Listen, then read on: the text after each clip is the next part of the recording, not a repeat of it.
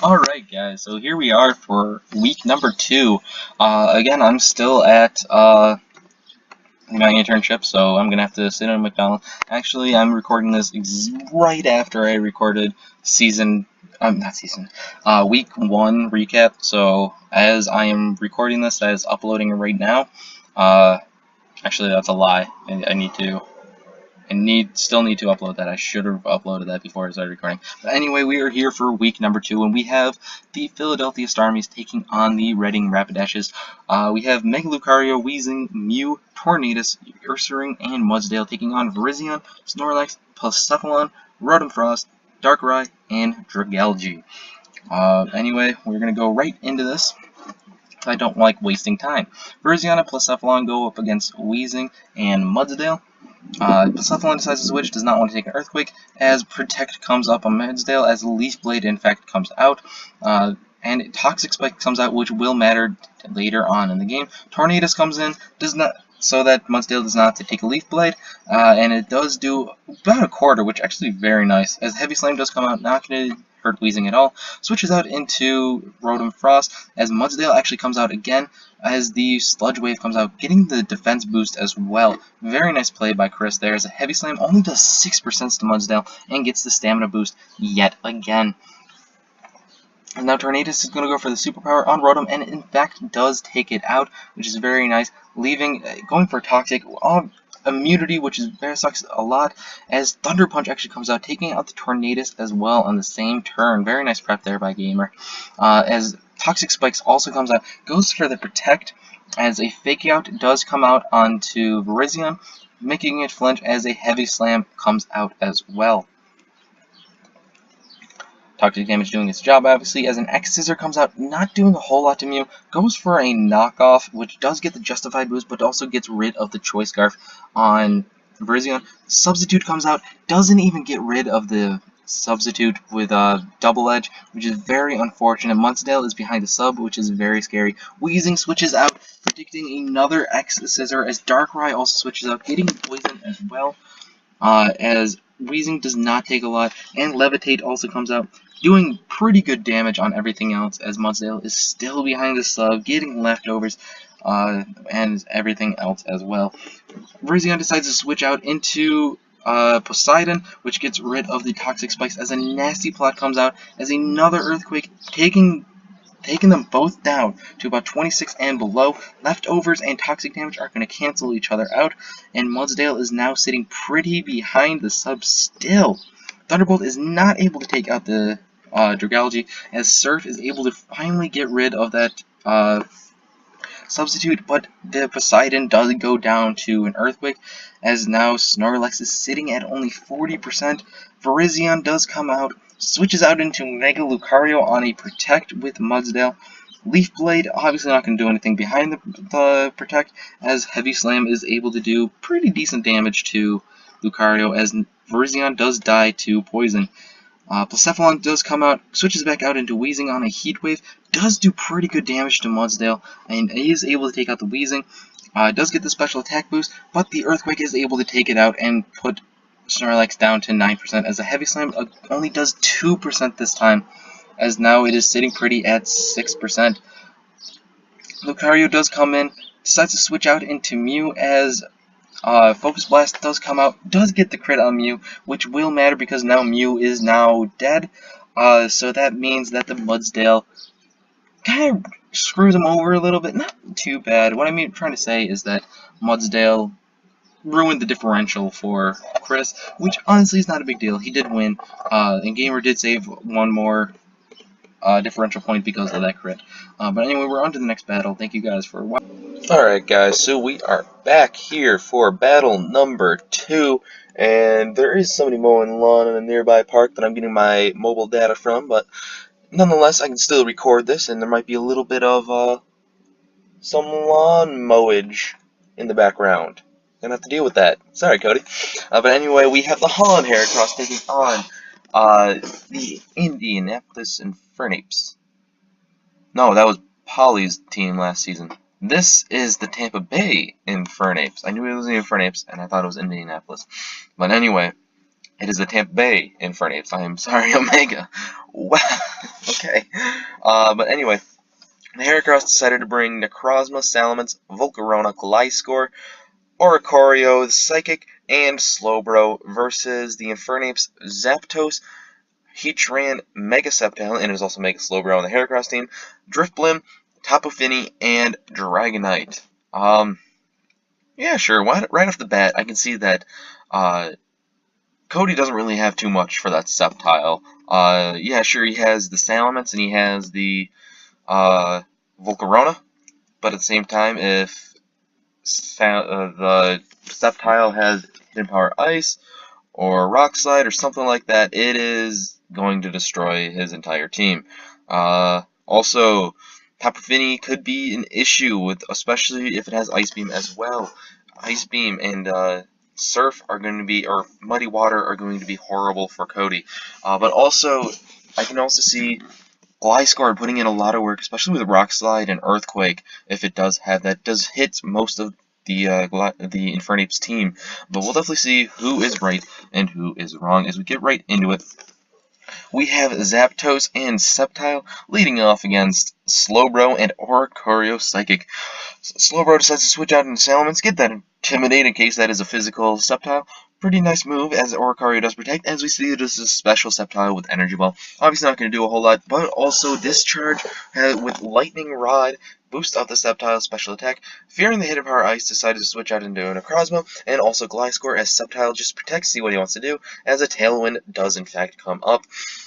Zapdos decides to switch out, does not want to take a rock move, as Heat Train does come out, goes for an Energy Ball, does 83% to Necrozma, as Stone Edge is able to take out the Heatran's air balloon, as Photon Geyser is not able to take out the Sceptile, but leaves it at 33%, switches out into Oricorio as Sceptile does decide to protect, and so does Gliscor as a Stealth Rock comes up. Very nice move by Heatran in my opinion, as Slowbro decides to come out. Dragon Pulse is not able to kill out the Oricorio, as Taunt on the Slowbro I don't think really matters too much, as the Revelation Dance is able to pick up the first kill of the game onto the Sceptile. Drifblim comes out, as also Tapu Fini switches in from Heatran as the Misty Seed comes out. Goes for a Tailwind on the Roost from Oricorio and the Surf, which also gets the Absorb Ball open, as a Shadow Ball not able to kill the Slowbro. Ice Beam is able to pick up the kill on the Oricorio because of the Tailwind, as a Shadow Ball is not going to be able to do a whole lot against the Drifblim, as finally Taunt does end on the Slowbro. Volcarona comes in on the rocks, which is very unfortunate, goes for Protect, fearing the Hidden Power, not the Hidden Power, the Muddy Water, as Slowbro does die to the Shadow Ball on turn 8. Necrozma does come out, only sitting at 4%, and is going to be a lot slower. Volcarona does live the Shadow Ball, but then dies to the Muddy Water, and so does the Necrozma as well, leaving just Salamence and Gliscor on the squad. Tailwind does in fact end that turn, but Salamence does go for the Protect, and so does Tapu Fini, as Drifblim goes for the Tailwind again, as the knockoff is able to kill, saving differential for Cody, but it's basically over, especially with the Dragonite coming in, going for the Dragon Claw on the Salamence, picking up the KO there, and Tapu Fini going for an Ice Beam on the Gliscor, taking out the Gliscor as well. Yeah, there's a pretty one-sided match as soon as the Drifblim came out. Sure, Cody was able to go around the Lightning Rod Sceptile pretty nicely, but still, after the Drifblim came out and went for the Tailwind, Cody didn't really have too much. Didn't really have too much for the Tapu Fini as well. I didn't really see anything. Maybe hit Giga Drain. I think he might have had Energy Ball on something. I don't really remember. Let's actually find out, because I am actually curious myself. I don't see anything actually. Energy Ball. Has Energy Ball. Nope, that was a Sceptile. My B. Yeah, I don't really see anything that showed that Cody really had anything for that Tapu Fini, which is very unfortunate. But anyway, Cody is now 0-2, -8 differential. Omega Trek is now technically number 1, although nobody else has played 2 battles yet in the Red Conference, Red Division, excuse me. So I think he is 2-0 and +7, if I do remember correctly. I can actually pull that up real quick. You guys probably can't see this. Come on, load, so I can go into the next battle for these guys. Come on. Freaking hotspot, you know? 2-0 and +7. So it's going to be definitely interesting to see where Cody goes. He was 0-2 last season too, and still got it back to the playoffs. So maybe he can do it again this season.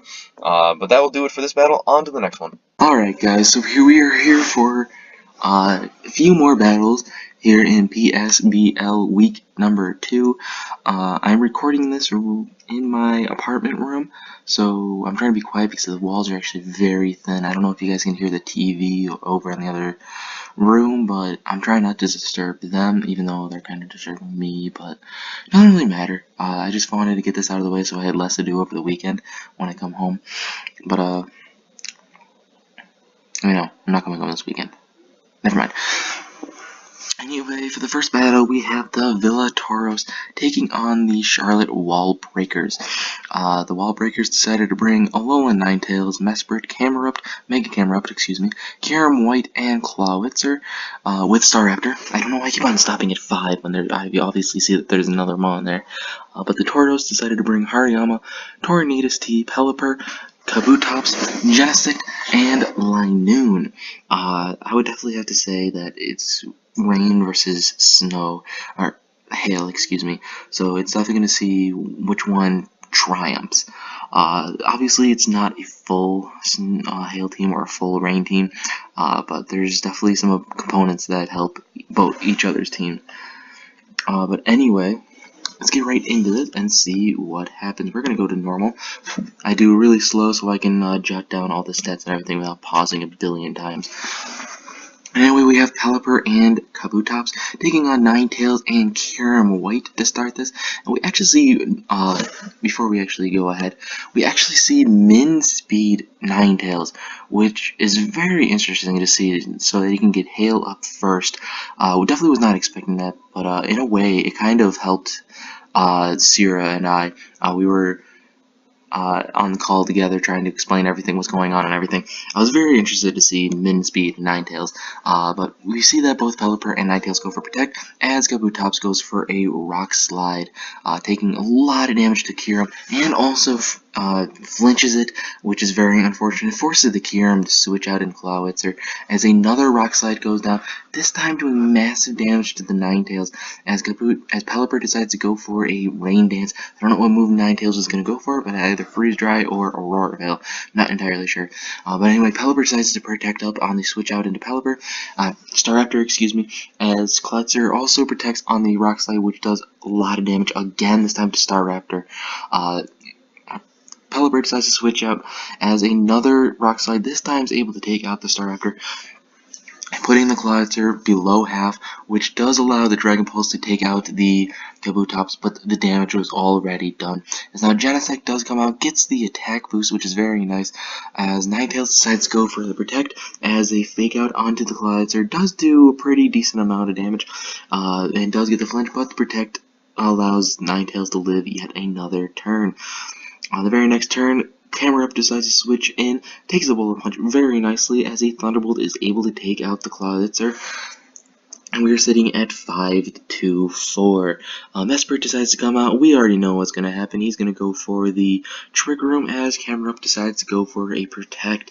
And that Bug Buzz does do pretty good damage, but not able to get the KO. Trick Room does come out, and that forces the Genesect to go out into Hariyama, with Camerupt going for a Rock Slide, not able to pick up the KO on Pelipper, and Pelipper is able to pick up the KO on the Camerupt. But that does allow Ninetales to come out as well.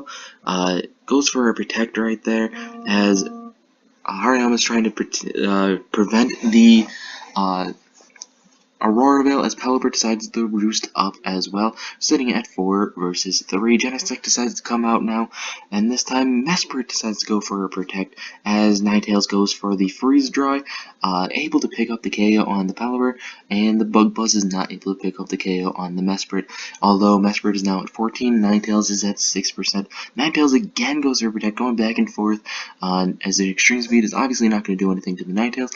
Psychic is not able to pick up the kill, and the Papa Berry does pop. Mesper does in fact go down to the Bug Buzz, and that does mean 3 versus 2, with the 2 on Sierra's side being faster than the 2 on the Wall Breaker side. Trying to go for Protect, but obviously does fail. Extreme Speed is able to take out the Ninetales, and an Ironhead is able to take out the Kyurem. A second win for Sierra's team. What a debut for her. 2 wins already in the PSBL. Next up, we have the Pittsburgh Registeelers taking on the New York Muse, where we have Toxicroak, Latias, Electivire, Ribombee, Silvally, and Arcanine taking on Scrafty, Kyurem, Mega Blastoise, Tapu Bulu, Aegislash, and Reuniclus.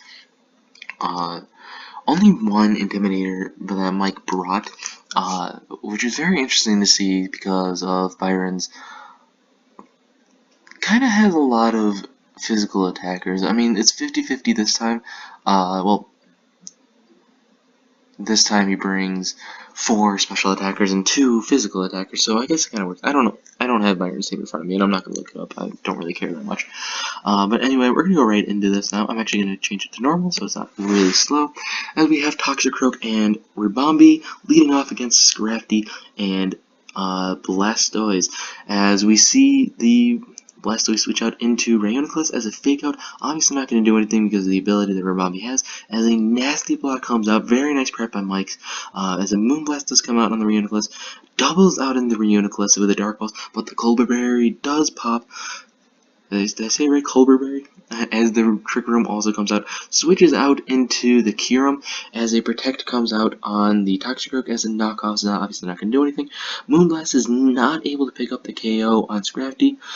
As Toxicroak switches out into Arcanine, which does they have the Intimidate. Knockoff does get rid of the Tapu Berry, as Flash Cannon not been able to pick up the KO on Ribombee, as Moonblast only does 34 on the Kyurem.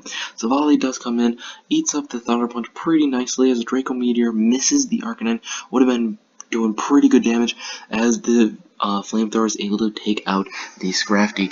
Tapu Bulu does come in, switches out into the Latias as Arcanine goes for the Protect.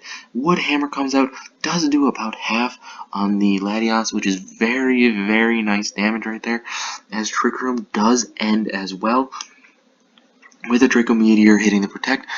Bulu decides to go for a Protect this time as they double out into Kyurem, with Dragon Pulse and Flamethrower not able to pick up the KO, and Draco Meteor only does 64%, losing some of the special attack power that it has. Switches out into Blastoise onto the Flamethrower, which is obviously not going to do how much, as Draco Meteor is able to connect and do over half, as the Latias does in fact recover. I do really like this prep that he brings. He brings Z Reflect type, reflects into a bulky water type, but unfortunately for Mike, he was doubled into with Dark Pulse and Draco Meteor. That could have actually probably swept for him, which would have been very nice to see. But unfortunately, he did in fact die. Flamethrower is able to pick up the KO on Kyurem finally, as Protect. Thunder Punch is not going to do a thing, obviously. Reuniclus comes back out as Blastoise switches out into Tapu Bulu, picking up that Grassy Train again. Unfortunately, Mike misses again on the Toxic, which is very, very unfortunate. Mike, I'm so sorry. I really, truly am sorry, as Trick Room does come up yet again. Electivire decides to go for the Protect, as Silvally takes 2 Psychics and a Rock Slide consecutively, as now they're basically back up into full health, as Reuniclus decides to switch out into H-Slash, realizing that that Mike can't really touch the H-Slash, although he does see the Flamethrower right there. Still 2 turns of Trick Room as doubled out into the Protect. We see Z Never Ending Nightmare, I do believe it was Z Shadow Ball, onto the Silvally, does pick up the KO, and Wood Hammer's able to pick up the KO on the Electivire. Toxicroak does come out with the Arcanine as well. Toxicroak decides to go for the Protect, and so does Arcanine, just to get rid of the Trick Room, as we see a double out into both the Mons right there. But with that, the Trick Room is ended. switches out into Rayuniclus as H-Slash decides to go for a King Shield. Flamethrower on the H-Slash as a Sludge Bomb is able to do 33 to the Rayuniclus and does get the poison. We see that it is not Magic Guard. Decides to switch out into the Blastoise, and Muse decided to double out into the Rayuniclus. Very smart move, does not want to get the Trick Room back up, as Toxic onto the Blastoise and a Sludge Bomb onto the Tapu Bulu. Does get rid of the Tapu Bulu, as a Hidden Power is not able to kill the Toxicroak. I'm pretty sure he was expecting a Protect on the Arcanine. Protect onto the Toxicroak as a King Shield onto the H-Slash, as the Flamethrower is obviously not going to do anything to the Protect, and Water Pulse is able to take out the Arcanine. Now we have 2 versus 2, which is very interesting to see, and a very nice bring on Mike's part again. Wide Guard is obviously not going to help him, as the Pollen Puff puts the Toxicroak back up to full, and does do pretty good damage onto the H-Slash. Very nice turn there by Mike. And we see Toxic Damage doing its thing to the Blastoise, as we see King Shield fail, which means that there's another hit onto the H-Slash, which is definitely Myron's Winmon, as Dark Pulse is not doing a whole lot to the Toxicroak. Next up, we have another King Shield, as a Dark Pulse obviously not going to do anything. Another Dark Pulse does do about 33%, living on 48% after the Grassy Terrain, and that means the next turn, Blastoise does die to a Sludge Bomb, and the H-Slash goes for a Flash Cannon, picking up the kill on Toxicroak, and that will do it, with Byron winning 1-0. I do have to say, I kinda disagreed with Mike's last play. I honestly thought he played very well this entire game, up to the last part. I think he should have went for the Dark Pulse again onto the H-Slash, because we already knew that Blastoise could not pick up the kill on the Toxicroak, and there was a chance for the Dark Pulse to flinch the H-Slash, which if it were to flinch the H-Slash, he would have won with the next Dark Pulse, and Toxic would have killed Blastoise that very turn. But anyway, Byron is the winner, unfortunately for Mike. That means he is 0-2, but I'm not really worried about him. I honestly think that he's going to be able to bring this back. He did the same thing last season, and I have every faith in Mike to do so. But Byron is looking very strong. He's now 2-0. I do believe only +3 differential. I think he only 2-0'd Glygars in that last week. So, but still 2-0 is a very strong start, and we'll move on to the next battle. Alright guys, so here we are for 3 battles this time. We have Kid Icarus and Mandy, and then we have Pearl and Twinta, and then we have Lucy and myself, all within the last 12 hours, I want to say? No, more longer than 12 hours, because this battle happened Saturday night, and these two happened on Sunday. And unfortunately, I'm out of Wi-Fi, but I was able to load this up, so we lost Ludicolo. We lost Ludicolo, unfortunately. But anyway, we're going to start off with the Mandy versus Kid Icarus, the Goodras versus the Glygars. The Goodras decided to bring Thunderous T, Hitmontop, Deoxys Attack, Garchomp, Jellicent, and Aromatisse versus a Thunderous Eye, Rotom Heat, Mamoswine, Celebi, Blastoise, and Alakazam. Let's get right into this, because I've already recorded twice this morning, and I'm still recording this right now. I'm just done talking, as I want to go to normal's fine. Mamoswine and Blastoise versus Hitmontop and Aromatisse. Fake Out on the Hitmontop does in fact flinch the Hitmontop, and a Late Clay does come off from the knockoff. As we also see Life Orb Mamoswine.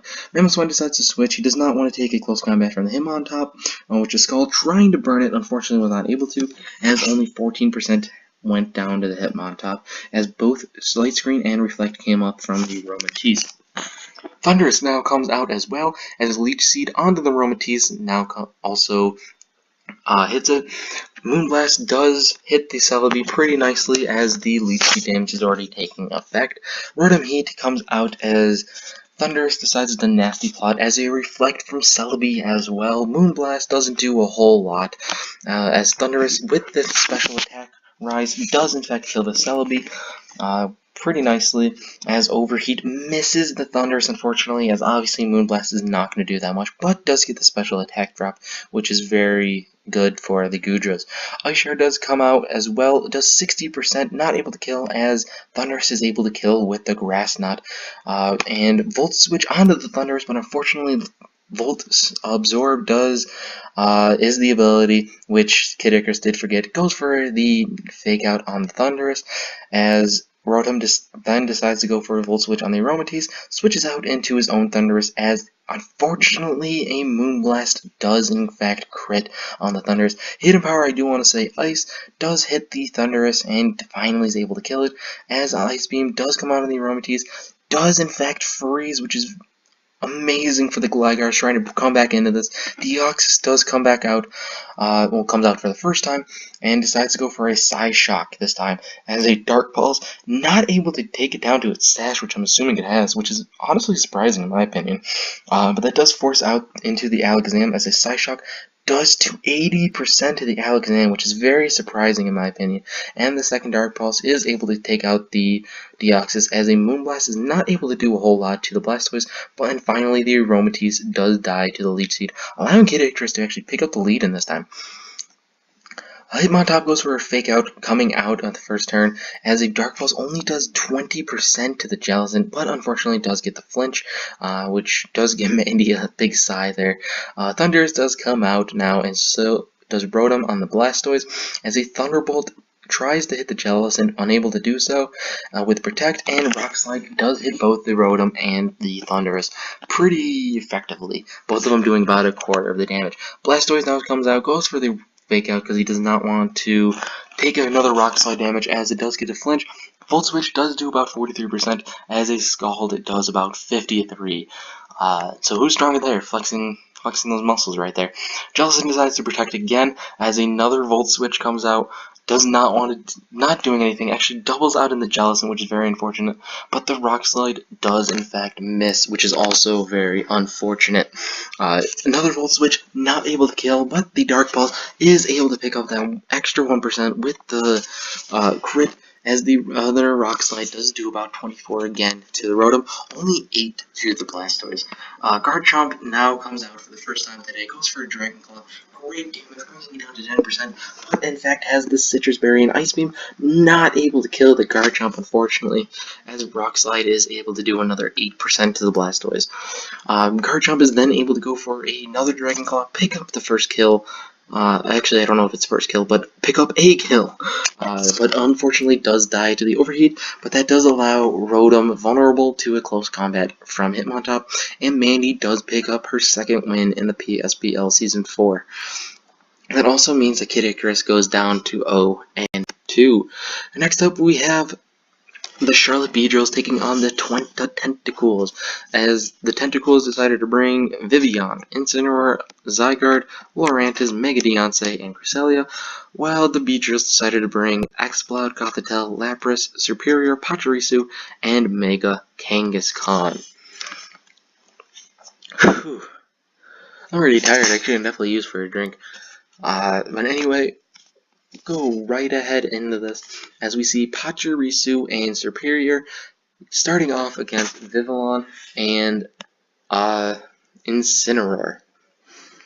Superior definitely does not like the matchup, so he decides to switch out, as Fake Out does in fact hit the Lapras, and Sleep Powder does hit the Pachirisu. Great first turn for the Tentacools. Pachirisu decides to switch out into Gothitelle this time, and here I thought he was going to go for Perish Song, but instead, after taking both a Bug Buzz and a Flare Blitz, he decides to go for a Blizzard, bringing the Vivillon to its sash and only doing 12% to the Incineroar.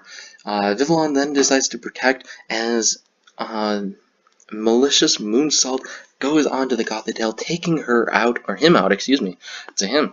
I always think it's a he.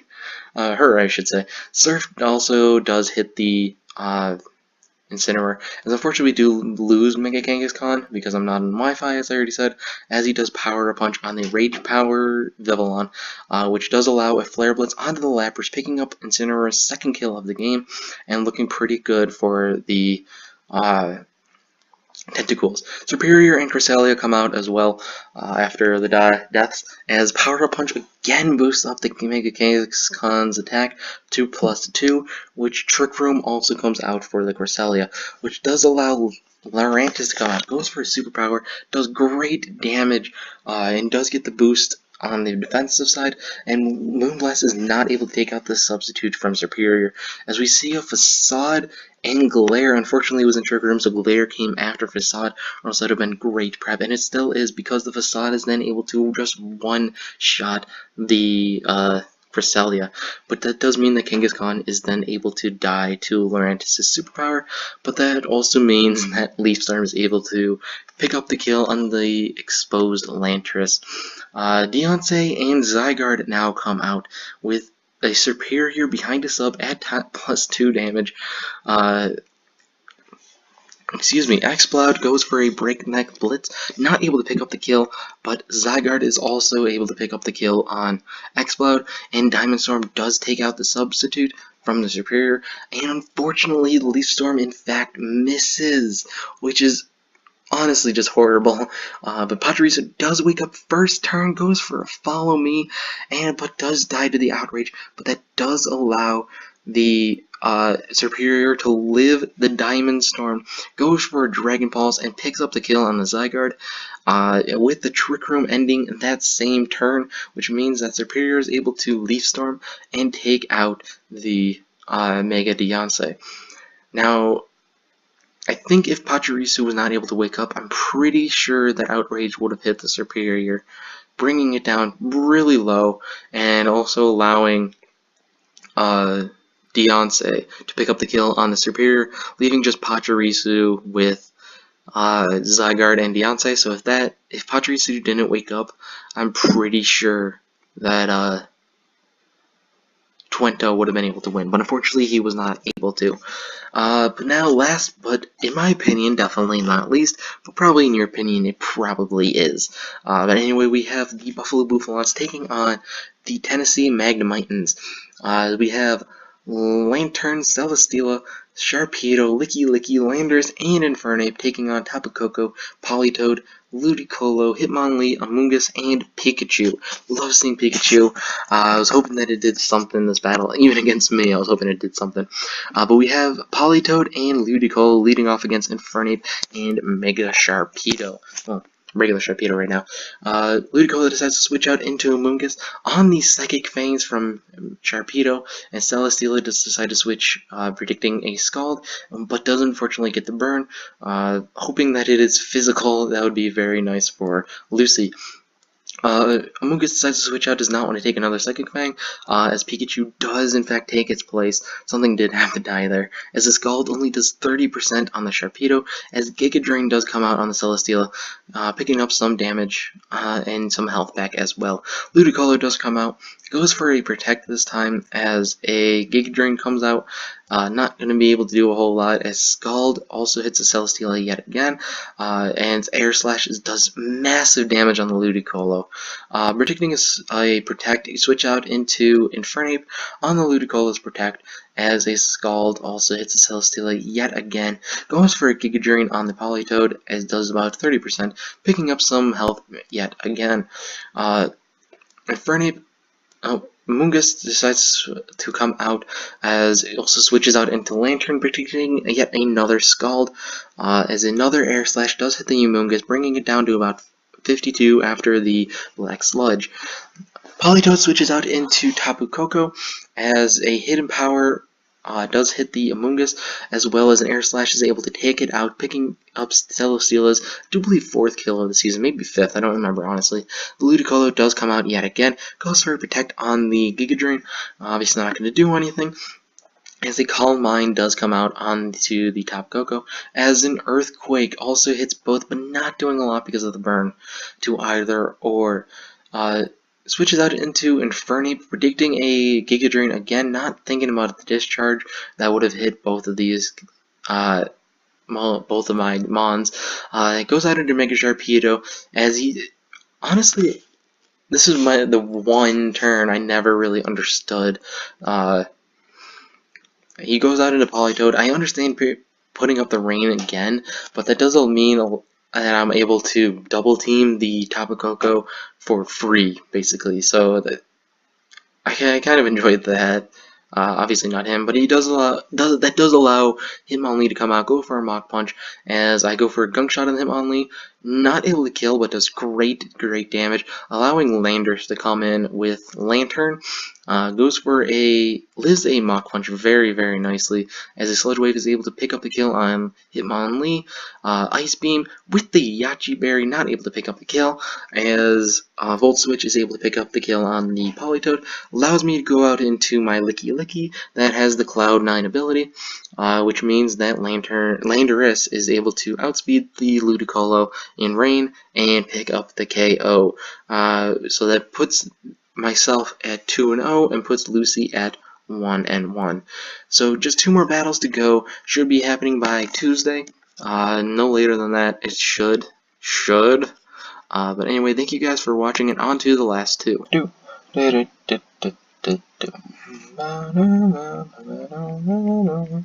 Okay, oh wow. It's saying it's been recording for 5 seconds and it just came up for me. Why does it do that? Does anyone else have this problem? Where I press record, I have to wait for this little box to come up saying that's recording, and then you don't even know if it's recorded for the past couple seconds or not. This time it says it was recorded for the past 5 seconds before I realized the box even came up.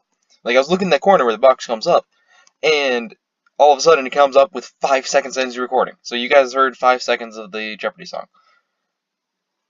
Good thing I wasn't doing anything I wasn't supposed to. I don't know what that's supposed to be. But anyway, let's just get this over with. This may or may not be the last battle of the week. There may be a forfeit already, only in week 2.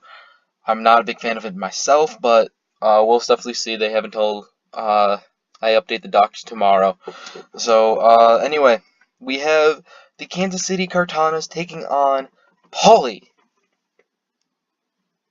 The Kansas City Kartanas decided to bring Tapu Lele, Mega Alakazam, Hawlucha, Salazzle, Alolan Muck, and Excadrill, while Pauly decided to bring Araquanid, Ditto, Delphox, Conkeldurr, Meganium, and Comfey. I love seeing Meganium in here. I really hope it does well. But also Tapu Lele and Alakazam. Enough said. Well, so let's get right into this right now. I don't know why I'm really slow. We have Araquanid. I said it right. And Ditto starting off against Tapu Lele and Muck. Imposter right off the bat and goes for a Shadow Ball on the Tapu Lele. Does a lot of damage right there, which is really nice. Psyshock not able to pick up the kill on the Araquanid. And Pursuit predicting a switch, unable to do anything, as Liquidation is able to take out the Lele, but Life Orb means that it takes out himself as well. Both the Hawlucha and Meganium come out. Hawlucha decides to go for Protect, not realizing what he wants to do there, as Meganium goes for his Synthesis, probably predicting an attack on the Hawlucha. Right off the bat, as we see a red card on the Conkeldurr switching out into Excadrill for the first time in the season, as Conkeldurr just dies to a crit acrobatics. Meganium does put up the light screen, which I don't know why the light screen instead of the reflect, but that's beyond me. Protect helps save it from the Delphox, as the knockoff does in fact take out the Delphox from the Muck. That does allow Comfey to come out, switches out into Salazzle, but can't do anything because of the misty terrain. Psychic Terrain, excuse me, as Poison Jab is not able to pick out the KO. However, the poison that follows the Poison Jab is able to take it out, as Ditto comes back out, this time as Salazzle scarfs himself into Protect, as Sludge Wave does in fact hit the Meganium, as well as a Poison Jab that's not able, it is able to get the poison, but this very next turn, Ditto tries to go for Protect. Obviously, it fails. Flamethrower is able to take out the Meganium, as well as Knockoff is able to take out the Ditto. And that is a 5-0, following up a 6-0 victory for Hoovie. He is now 2-0 and 11, while Pauly is now down to 1-1 and -1. This on to the next battle, maybe. If not, then you guys will be seeing the dots right now. Well, what's going on, guys? So we are here now for the document update, basically, or run through, or whatever you want to call this. There was a forfeit on the week. The Bayleafs did forfeit their match against the Magikarps, which, lucky for the Magikarps, means that they are now in playoff contention. They are now number 4. But we'll run through it right now. The blue division has Bayleafs, Glygars, and the Mews. Actually, I'm going to change that right now to the Wild Meowths. There we are. We'll explain that in one moment, but let's run through the blue division first. All of them are 0 and 2, separated by a differential, 2 differential each. See, 3 to 5, 5 to 7. Haha. Starmies, Poly, and Magikarps, 1 and 1, separated by just 3 differential points. And Kartanas, Gudras, and Registealers. Oh my, oh my, oh my. My, oh my, oh my. I forgot to do this. Separated by just differential, as Hubi is firmly in the lead by 6. He can forfeit next week. No, he can't. I can't. I was going to say you can forfeit next week and... Come on. Am I paste right?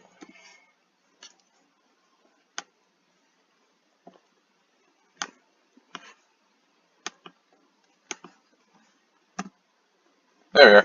Okay, sorry about that. But anyway, after Mike did his third week battle, he did drop the league, so now Tempest, or the coach of the Wild Meowths, are taking him over.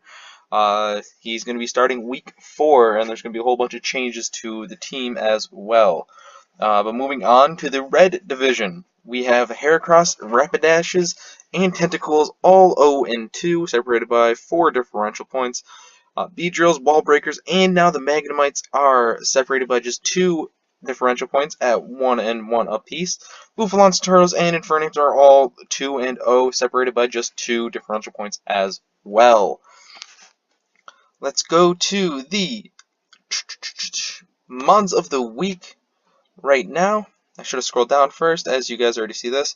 Again, there's really no reason why. There's another Mon that it went 3 and 0 this week. There's really no reason other than I was just too lazy to change it, or even think about a reason to change it. If I don't need to do something, I'm not going to do it. Although I don't really need to update the doc, so why am I doing it? You guys are spoiled. But anyway, Genesect comes in at number 3 from the Villa Toros. Number 2 is Tapu Fini picking up that clean 4-0 for the Tampa Bay Infernapes. And I just had to. Mudsdale, number 1 Mon of the Week. Just crazy how they did it from the Philadelphia Starmies. Good job, Chris. Good job. I am proud of you. We'll go over to the Pick'em standings of the week. And I turned out to go out in front by 3 battles already. I'm pretty proud of myself, if I don't say so myself. But it's a very tight race. It is still a long season. Hoobie and Mike are falling right behind me, followed by Twenta,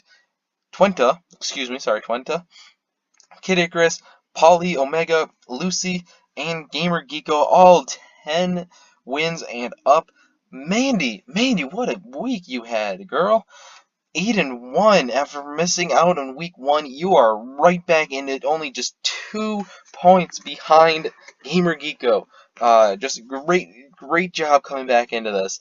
And you're you're right there, girl. Good job. But anyway, on to the league leaders now, as what you guys were probably all waiting for. As we have Dusk Noir from the Wild Meowth going in number 10. Number 9 is Clefable, sitting at 5 hits taken, still from week number 1. Celesteela is at 10. However, the defensive number is at 5.5. Reuniclus, Mega Steelix, and Jellicent are all 6 hits, sitting at just about 6 defensive number. 6.5 goes to Celebi, 7 goes to Politoed, and 8 for Kyurem White and Ferrothorn. Now on to the offensive league leaders, where we have Thunderous T sitting at 2 and 4 kills, and 2 deaths, while Tapu Fini and Tapu Bulu are both at 4 kills and 1 death. Mudsdale, Mega Swampert, and Mandibuzz, all M's, all 4 and 0. Celesteela is at 5 and 2, Superior's at 5 and 1, Mega Alakazam is sitting at 5 and 0, and Heatran is still sitting up on top, 6 and 0. We'll go over to the schedule right now. I would go over to power rankings, but Byron has not done them yet. I might be able to go over them, and when he's finished with them, I might make that a whole separate video or something like that. We will see. I'm not promising anything, but we will definitely see where that goes. Well, anyway, here are the weeks, the battles for the week. There already have been some, but I'm going to go through who I would pick, where we have, I'm having a huge brain fart. The Kansas City Cartonas taking on the Pittsburgh Reggie Steelers. This one is going to be great. This one's going to be my favorite of the week by far. I can't wait to watch this one.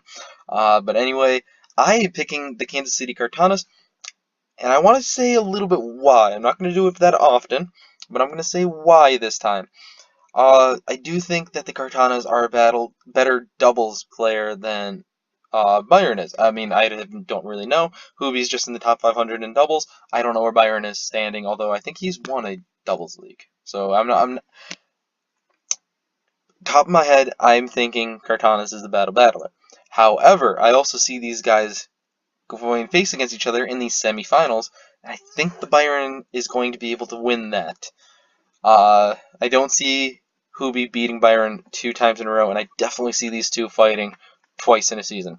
So I think Cartana is going to pull this one out this time. Muse and Gudras, this is the one that already happened before. I had the Muse before they even fought. Next up is the Glygars versus the Bayleafs. I am picking the Glygars for this one. Polytoads and Starmies, I am picking the Polytoads for that one. Magikarps and Wall Breakers, I am doing the Wall Breakers on that one. Magikarps still need to prove themselves a little bit more to me. Tentacools and Magnemitans, I am picking the Magnemitans and Lucy. I cannot see him losing 2 straight. Heracross and Beedrills, I'm sorry Cody, I love you, but I gotta go with the Beedrills in this one. Tauros and Farnapes, that one's also happened already, and I am picking the Tauros to win that one. Bouffalants and Rapidashes, you know you gotta go for my boy, myself, me amigo, the Bouffalants. And that one's actually my lock pick as well. So that will do it for me. And thank you guys for watching.